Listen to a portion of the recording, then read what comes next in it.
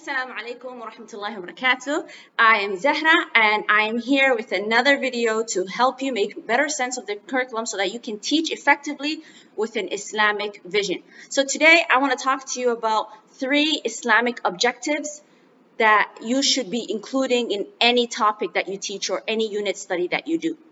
So perhaps you're in the planning mode right now and you are getting ready for the year. Maybe you have some curriculum books that you'll be using, or perhaps there's a syllabus that you follow and you would like to make it more Islamic centric. Or maybe you have a list of topic ideas that you want to explore, but you just don't know how to teach it or what to teach as it relates to that topic. So you may have a topic idea, but you have no idea on what you should be covering in that topic. So today, what I would like to do is help you decide on what to focus on when teaching any topic to Muslim children. That way, by the end of the year, you can feel confident in yourself and satisfied at what you have accomplished over the year. That you can really look at your progress and say, "Wow, we have really grown in knowledge and in deed." So this is the thing. When it comes to education, I truly believe that education should be about progress and developing the child academically, socially, and spiritually. Now, I know everybody has their own philosophy, but I don't think that the goal of education, when it comes to Muslim children, or when it comes to us as Muslims, I don't think the goal of education should be about having love. Astaghfirullah. I mean, about having fun or loving learning and exploring topics just for the sake of gaining information on that topic. I mean, these are all great byproducts, but they should not be your main objective. The main objective is not to learn or not to love learning, or not to just learn topics because it's interesting, right? Our ultimate goal as believers is to worship Allah and establish justice through His divine commandments. That's our ultimate goal. Everything that we learn, or all of our education, should be within this perspective. So what is the purpose of this education? What is this knowledge? The Prophet ﷺ, he used to make a dua very often, and part of that dua is on things that he would seek refuge from. He would say, وَعِلْمٍ لَا يَنْفَعُ, and knowledge that does not benefit. So education is not, the goal of education is not just to gather knowledge, but it is to gather knowledge that will be of benefit to yourself as well as to humanity at large. So, contrary to what is a popular belief or popular perspective when it comes to learning, is that our goal in life, or our goal is to live and die happy, or to enjoy life, or to, by the end of our life, that we can really say we really lived a fulfilled life. But as a Muslim, that is not our ultimate goal. I mean, I'm not saying we don't pursue happiness and we don't pursue enjoyment in life. We do. However, that is not our ultimate focus, because look at the Salaf, and look at all the great Muslim figures in the past who pursued something that was very much worthy, very needed, and if it was happiness that they were seeking, they would have given up on their cause. But they sought that happiness and the internal bliss from Allah subhanahu wa ta'ala in the akhirah. So, I mean, happiness is something that we do deserve as believers, and it is something that obviously we want our children to experience, we want to experience, and we do pursue it.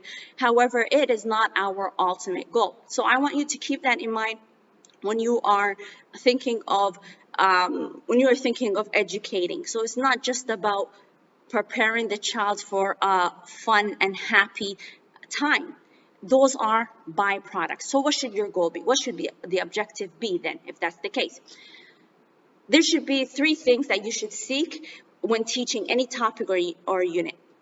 The first thing is you seek to reinforce or enhance the child's Islamic identity. And I will break that down even further and give you some examples, okay? The second thing is that you give them, or you teach them, some skill.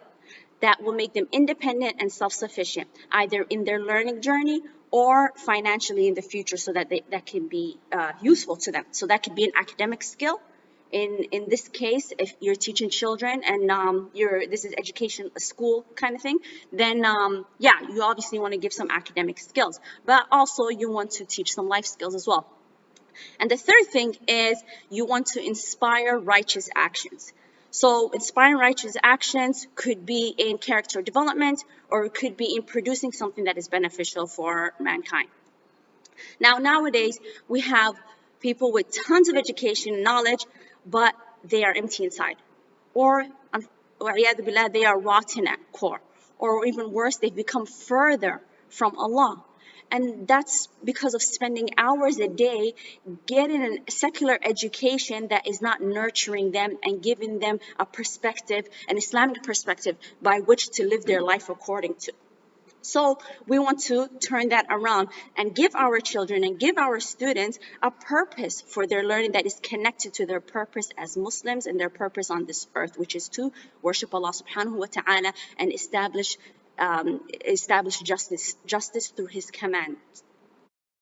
Okay, so I want to break it down for you. Okay, so there's 3 Islamic objectives that you should include in any topic or unit study that you teach.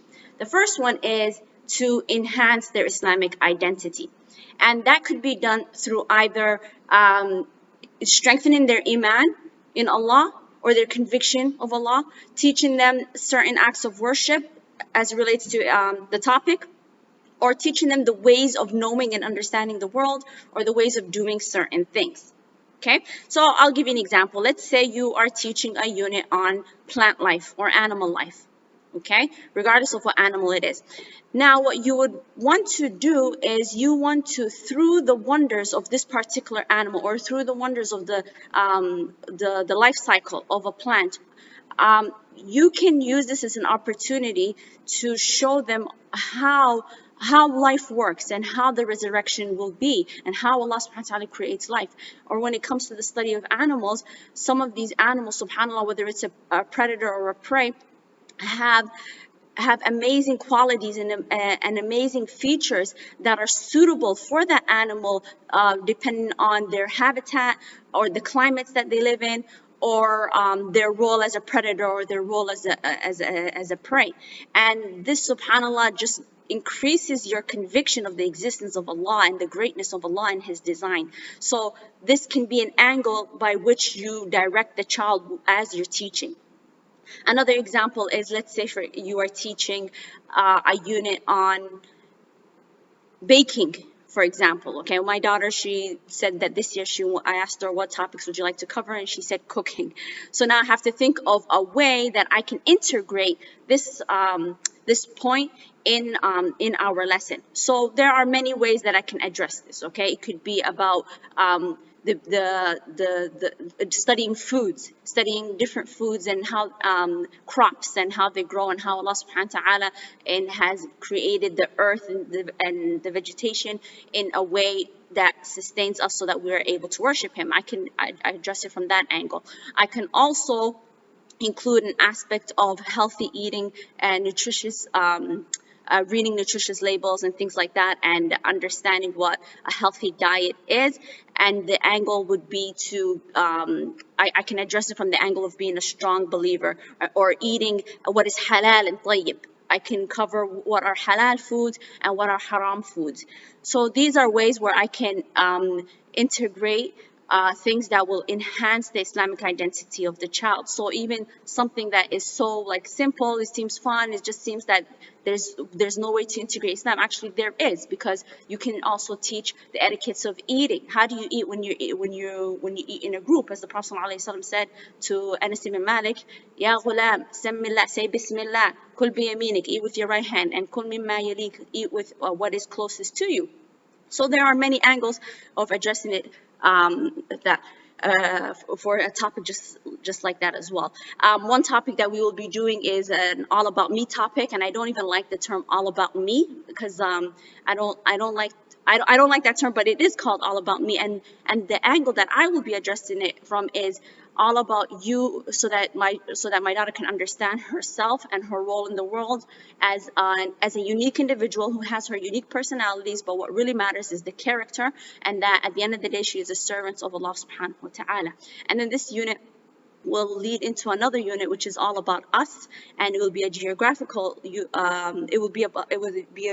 a geography unit where we study different cultures and different people who make up the ummah. And the focus would be on the ayah in Surah Al-Hujurat, where Allah subhanahu wa ta'ala says how He has created us, male and female. He created us in different tribes so that we may know one another. So there are many simple ways, regardless of what kind of curriculum that you're using. If you're using a box curriculum, or if you are using if you're teaching in a school and you have to follow a state curriculum, or you're using a textbook, whatever the case may be, is always an opportunity to enhance this child's Islamic identity through the content. Okay, so that should be your number one objective in the topic that you are teaching. The second objective, which is also extremely important, is that you need to be teaching a skill, okay? And that skill could be an academic skill. It could be how to write a paragraph, how to write a narrative paragraph, how to write a persuasive paragraph, how to write an instructional paragraph. It could be how to write a short story. It could be the goal could be how to deliver a presentation, how to put together a media presentation, a PowerPoint presentation, how to produce posters, whatever the case may be, how to solve a mathematical problem, how to problem solve. Whatever the case may be, there should be some kind of academic skill that the child's learning, because this is, at the end of the day, it is school, right? Whether you're homeschooling or you're in school, it is school, and there are skills that the child needs to learn. And when I was a teacher, I always focused on the actual skill more than the content. So, for example, in grade 5, the students have to learn how to write biographies, okay? And then they also have to know about important Canadians such as Terry Fox and Sir John A. Macdonald. So just for the sake of the curriculum, I would go over it, or I would use it as an example for what a biography looked like. But when it came time to actually learn how to write a biography, their task was to write a biography on an important Muslim, or an important Muslim scientist, or an important Muslim from the past. So, but the skill, writing how to write a biography, was very important for me to teach them. So consider that as well. Now, you may be putting together your unit study and you're wondering, what am I going to cover? And a lot of times, teachers focus on the knowledge aspect of the unit. What is this, or this type of animal does such and such, but they don't focus on what skill the child needs, so that the child can go on and learn another topic on their own without you telling them exactly what they need to learn, right? So that could be how to research, how to use non-fictional text to derive information, how to organize information to present a report, how to present a report. And again, that could also be tied to Islam as well, because as Muslims, it's important for us to be good communicators, because we are always in the role of da'wah. Whether we are du'at or we are just regular 9-to-5 Muslims, we are always in a position of da'wah. How we speak, and being Islam nowadays is politicized, and it is a political statement, unfortunately. So how you speak is a reflection of people will judge Islam by you, unfortunately. But so these skills are very extremely important, especially the skills that are related to communication. So that is something that you want to consider. And how do you know what skills that you should be teaching? Take a look at the framework of any curriculum from any country, and see for that grade level what skills the child should be learning in that year. That will give you some kind of idea. But generally speaking, when it comes to language arts, when it comes to communication, there's always writing skills that they should know, how to write. There's reading skills that they should know how to read, and that is a whole nother topic, something that I'm really passionate about, how to read like a Muslim, how to use reading strategies that are for that is for a Muslim, and or how a Muslim should approach literature and what questions they should ask and things like that. How to communicate orally, how to communicate through presentation using visuals, how to problem solve, how to think critically, how to put together a report, and so on and so forth. Another skill that you may be teaching and should be teaching are life skills as well. So I love the idea of sustainable living, sustainable development, but that's not, unfortunately, that's not how I grew up, but it's something that I would like to learn and I would like to teach my children as well. So this year, when the weather is right, I will get back to gardening, and I will start gardening, and I will try to learn more about growing my own crops and growing my own produce. And that is something I would like to also pass on to my children.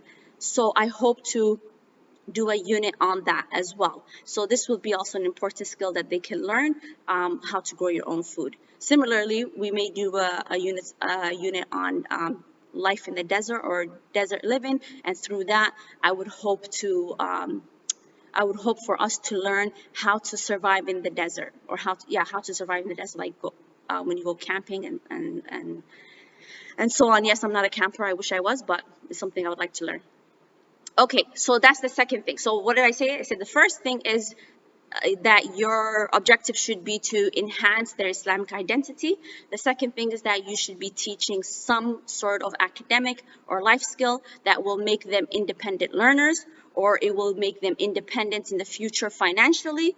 Perhaps they learn a skill that they can then use it to work. And again, the goal of being financially self-sufficient is to be self-sufficient so that you're not reliant upon other people, okay, which is an Islamic quality, as well as being financially successful so that you can benefit the ummah or benefit yourself, or benefit your family. Okay, so that's the second thing, skills. And the third thing that your unit study or your topic should aim to do is inspire righteous actions. Okay, it's not enough just to believe or just to know and have knowledge, but that has to be followed up with righteous actions, okay? And every action is according to the intention. So even doing something like going out and working is, if you have the right intention for that, then you'll be rewarded for that. If you're learning so that you can benefit other people, you'll be rewarded for that. So when I say inspire righteous action through your work, through the studying, is that by the end of the unit, that child should have grown in one way or another. By the end of the topic, perhaps their character has developed. Perhaps they have been transformed in some way. Okay, maybe you focused on character development for that unit, or perhaps you taught them a skill on how to create a PowerPoint presentation, and the end project was to create a presentation for young Muslims who can learn more about the topic so that they can become closer to Allah, or maybe a project for non-Muslims teaching them about this topic from the perspective of Islam, or it could be something to benefit humanity, Muslims and non-Muslims, something for your community. Perhaps you came up with a plan for your neighborhood playground. Maybe it was unsafe, and now you have learned how to write a formal letter, and so now you're going to write a formal letter to the mayor, or to the owner of or to the leader of that particular neighborhood, requesting some changes or suggesting some changes to the playground. Now, this is something that is beneficial for the community around you and beneficial for your neighborhood. So you took the skills, so the child will take the skills that they learned at the top in the unit, and now they are actually applying it. So this is important. This makes the knowledge longer lasting, and it makes it far more beneficial because now the knowledge has actually been used for a beneficial cause. And so those are the three things that I wanted to cover today. And as you can see, I gave you a few examples, but I'm sure you have a ton of examples, and I would love to hear your examples as well. So please do comment, like, and share this video if you found it useful. So to review, to conclude or summarize, before you plan any topic, or when you are planning any topic or unit study, then try your best to include one or all three of the following. It should enhance, your objective should be to enhance the Islamic identity of the child, either through their iman, their conviction in Allah, or or doing something like learning how to make wudu, for example. Secondly, you should give them a skill, an academic skill that will make them independent, self-sufficient learners. And thirdly, you want to inspire righteous actions through the knowledge that they have learned. And that concludes our video for today, and I hope that you liked it. See you next week, بإذن الله.